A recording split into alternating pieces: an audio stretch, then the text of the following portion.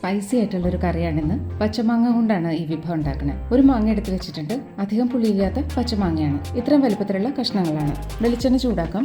ഒരു 1.5 table spoon വെളിച്ചെണ്ണ എടുത്തിട്ടുണ്ട്. 3/4 ടീസ്പൂൺ കടുക്, പൊട്ടിക്കഴിയുമ്പോൾ ഉലുവ 1/4 ടീസ്പൂൺ, 1/2 ടീസ്പൂൺ ജീരകം ലോ ഫ്ലെയിമിലാക്കാം. ഒരു 15 കുരുമുളക് മണി ഒന്ന് ചൂടാവട്ടെ. ഇനി മാങ്ങ കഷ്ണങ്ങൾ ഇട്ടിട്ട് വഴറ്റാം.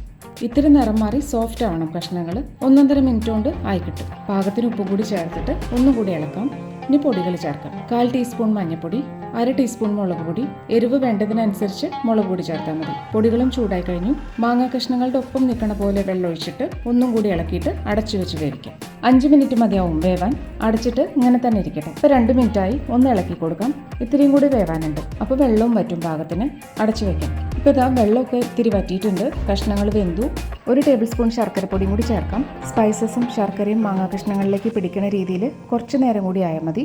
ഇനി 1/4 ടീസ്പൂൺ കായപ്പൊടി ചേർത്തിട്ട് ഇളക്കി ഓഫ് ചെയ്യാം. എരിവും മധുരവും പുളിരസവും ഒക്കെയുള്ള മാങ്ങാക്കറി റെഡി ആയിട്ടുണ്ട്.